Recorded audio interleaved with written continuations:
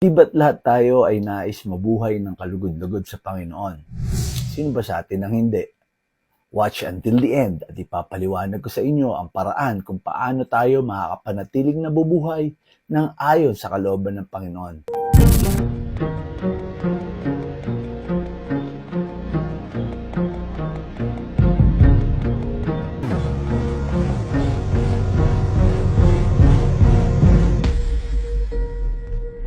Brothers and sisters, sadyang gaano nga ba kaimportante na may nakabaon tayong salita ng Panginoon sa ating mga puso na magbibigay ng direksyon sa atin sa araw-araw. Anong sarap para sa atin, nakalugaran tayo ng Panginoon dahil nakikita niya tayong nabubuhay at lumalakad sa kanyang mga salita. Ito ay walang katumbas na yaman, mga kapatid. Dumadaan lang tayo sa mundong ito. Iiwan din natin ang mundo. Wala tayong mabibitbit na kahit na anumang yaman na ating pinagsumikapan. Dahil sa langit ang ating hantungan, kaya more than any other worldly investments ay dapat tayong mag-invest sa kanyang mga salita, kapatid. Dahil yan ang bitbit natin kapag humarap tayo sa Panginoon.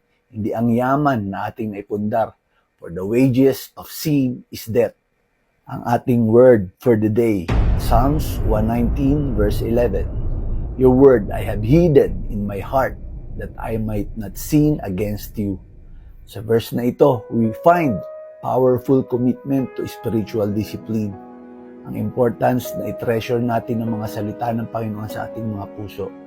A practice that goes beyond na basta lang natin binabasa, ina-acknowledge ang kanyang mga salita, kundi ibinabaon natin sa ating puso at isinasabuhay. This is a divine wisdom, kapatid, to the extent na ang mga salita ng Diyos becomes a part of us, guiding our thoughts and actions every day. I am committed na mag-share ng isang verse, isang araw, na ititimo natin sa ating puso at maging baon natin araw-araw para lakaran at isabuhay.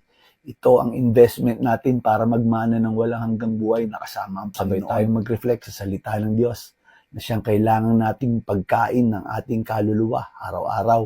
Ang pag-reflect natin sa mga scriptures ay hindi lang basta intellectual exercise, kundi isang transformative process sa ating buhay na mag-effort tayong magsumiksik sa presensya ng Panginoon sa pamamagitan ng paglalagay ng mga salita ng Diyos sa ating puso. Ay gumagawa tayo ng natural defense laban sa tukso at pagkakasala.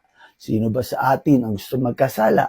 For the wages of sin is death, kaya labanan natin na huwag magkasala. Tayo ay magdi-daily devotion. This practice of meditating on the Bible helps us align our desires with God's will at sabay-sabay tayong magkaroon ng malalim na relasyon sa ating Panginoon. God bless you, aking kapatid. Manalangin tayo, kapatid. Maaari mong ipikit ang iyong mata at damhin ang iyong kaluluwa na kapiling ang presensya ng Panginoon.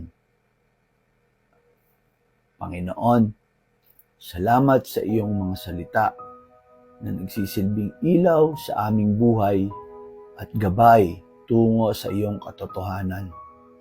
Tulungan mo kami, Lord, na magalak sa iyong mga aral at ito ay tumimo sa aming mga puso.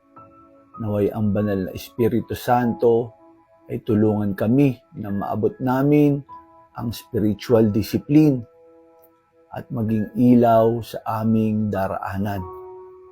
Strengthen our commitment, Panginoon, na mag-reflect sa iyong mga scriptures sa araw-araw so we may live a life that glorifies you, O God. Ang lahat ng ito ay aming ipinagsusumamo at pinapanalangin sa pangalan ng aming tagapagligtas na si Jesus. Amen. Salamat, kapatid. Kita ulit tayo bukas.